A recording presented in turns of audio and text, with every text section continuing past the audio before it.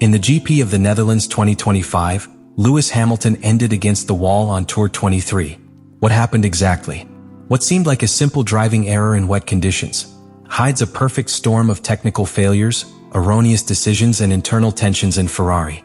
Today I tell you everything. Zandvoort, August 31, 2025. Curve 3 of the Dutch circuit has been, since its renewal, one of the most spectacular and challenging calendar. A Pirelli that forces pilots to manage lateral weight, traction, and adhesion as few curves do so in the current Formula One. And it was precisely where the story changed for Lewis Hamilton. It was the 15th round of the Netherlands Grand Prix. The track was in light rain conditions, one of the most betrayal contexts for any car. The wet surface, combined with areas painted on the upper edges of the Perrault, generated an irregular and variable grip. Hamilton, who had been pressing the Mercedes by George Russell to the border, opted for a high traced, seeking to keep a faster passage by curve and open the exit angle. But then the inevitable happened. By stepping on one of the white lines in that elevated area, the back of its Ferrari SF-25 lost adhesion immediately. Under normal conditions, the pilot could have corrected the survival with a slight contravalant and a careful accelerator modulation. But here, the car did not offer that opportunity. In a fraction of a second, the car was completely out of control. The skid was dry, abrupt, without warning, and Lewis ended up impacting laterally against protections. The repetition of the incident showed that the loss of control was instantaneous. There was no late reaction, there was no trial error. It was a scenario of pure technical trap.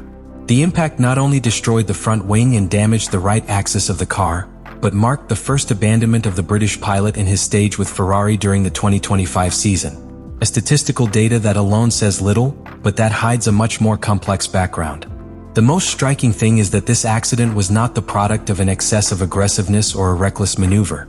In fact, until that moment, Hamilton was executing a clean, precise, and competitive rhythm race. But the incident exposed a series of structural deficiencies of the car and the team, which had been accumulating since the beginning of the season and found their breakdown at that time. The subsequent statements of Hamilton himself were not of frustration, but of technical resignation. "When I climbed the Perrault, the rear was released and I could not recover it," he explained. A brief phrase, but that speaks of a mechanical impotence rather than a human failure.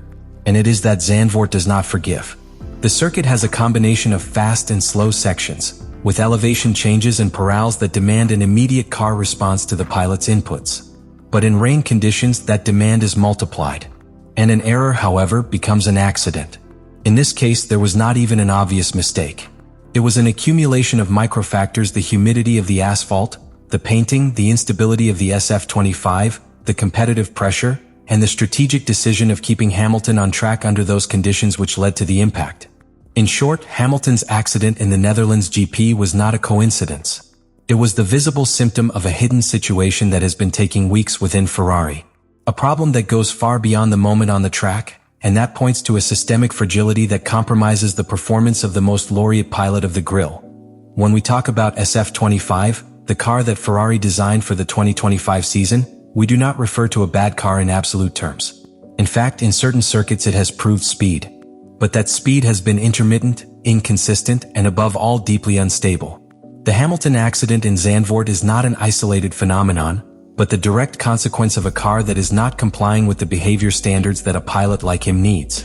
And there is more. Throughout the year, Ferrari has had to fight with a literally unbalanced balance between the front and rear axle. The car seems to have two personalities. In a curve you can respond docilely, and in the following, react with violence to a minimum side wind or a bump change. Charles Leclerc has described this sensation as a constant fight against the car. But for Hamilton, accustomed to a more linear and progressive behavior in its previous cars, the impact has been greater. Another critical element has been the assisted direction. It may seem a minor detail, but for elite pilots, which transmits the steering wheel is almost as important as what they feel in the seat. The SF-25 system has been criticized for not offering the necessary feedback. It is inaccurate, transmits little information about the real adhesion of the car, and does not accompany Hamilton movements in the key phases of braking. It is like dancing with a couple that does not follow the rhythm. Each step generates uncertainty. During the weekend of the Hungary GP, one of the most technical paths of the calendar, Hamilton was blunt. "It is a great fight with the balance of the car. We are very far from the optimal." That phrase summarizes the internal drama that is lived inside Ferrari's box. because it's not just a configuration problem. It is a problem of car of the car. The SF-25 in its conception promised to be a direct evolution of the SF-24 with aerodynamic improvements and a more refined distribution of weights. But reality has shown that in its attempt to correct the mistakes of the past, Ferrari has created a car that is neither stable nor adaptable. And in modern Formula One, that is a ruling of frustration. In summary, the car that Hamilton pilots this year is not up to its capabilities or their expectations. And the worst part is that this imbalance between what the pilot can do and what the car allows aware that accumulates a career after a career. In Zandvoort, that where man reached its breakdown. Zandvoort was only the climax of a series of events that show a pattern of tactical disorganization. On lap 21, 2 laps before the accident, the track conditions changed minute by minute. Intermittent drizzles, asphalt temperature falling, areas of the circuit more wet than others. In that context, career teams began to prepare a change to intermediate tires. McLaren did. Mercedes too. But Ferrari once again doubted. Hamilton was in full fight with George Russell, in a battle where every second he had. From the wall, his career engineer asked him, "Do you think we can stretch these rubber, or do you prefer to enter now?" That simple phrase reflects a lack of technical leadership. Instead of offering a clear data based on data, Ferrari transferred the decision to the pilot. But a pilot in full race, more than 300 kilometers per hour, in rain, managing tire temperature and fighting another car, it cannot be the one who decides the general strategy. This doubt, this hesitation placed it in a limbo. Hamilton remained on the track with tires that no longer offered neither grip or confidence. And right in that critical state, the accident occurred. If Ferrari had ordered the entry into boxes at that time, perhaps today we would be talking about a comeback or at least of a rescued result. But instead they left him drifting. And they paid it with a car in the barrier. And on the other side of the garage, Leclerc is also at a crossroads. He has been dragging the narrative of Ferrari's child. But now, with Hamilton as a partner, a silent war has been unleashed for internal leadership. The problem is that this competition, far from strengthening the team, is feeding chaos. Because Ferrari has failed to establish roles, nor a clear hierarchy. Both pilots receive contradictory instructions, develop the car in different directions, and the technical team is trapped in a kind of constant pull. The Hamilton accident in Zandvoort not only destroyed a car, publicly exploited an identity crisis. Ferrari, in his current state, does not know if he wants to be a team that bets on the experience of a 7-time champion, or if he continues to build around his young Monegasco talent. He doesn't know if he wants to run with strategy or intuition. He doesn't know if he must attack or defend. And in Formula One, the doubt costs expensive. In short, this third act reveals that what happened on the track was only the visible part of the iceberg. The real problem is in the Maranello offices, in the pit wall headphones, and in the lack of a unified technical project. Until there is a deep restructuring in how Ferrari makes decisions, no talent, not even Lewis Hamilton, can get this team out of his labyrinth. After everything we have seen, what happened in Zandvoort can no longer be considered an isolated accident.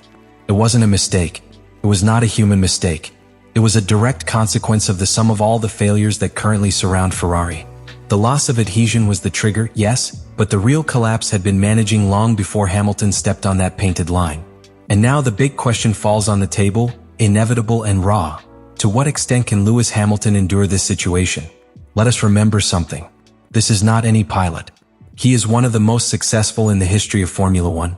A champion with 7 world titles, dozens of victories, records that define an era. But he is also a competitor who has based his legacy on one thing: control. Control over the car. Control over your environment. Control over your preparation. And in Ferrari, that control does not exist. Zandvoort has been the first great shake of this new stage, but it will not be the last. The tensions within the team, the technical disability of the SF-25 and the tactical uncertainty that dominates the box's wall is still there. And the season has barely crossed its first third. It is time to look beyond the accident. The real conversation is not in itself Hamilton had to lift a little earlier, or if the trace was too high. The real discussion is what is failing in Ferrari so that a pilot like him, in a car of a mythical team, starring in frustration scenes, crashes and uncomfortable silences in front of the media. Leave me your opinion. Do you think Ferrari is in time to correct the course before this relationship with Hamilton is completely fractured? Do you think the British should press for internal changes? Or even consider an early withdrawal if the project does not improve? Or do you think that all this is part of an inevitable process of adaptation, and that there is still hope that this alliance will bear fruit?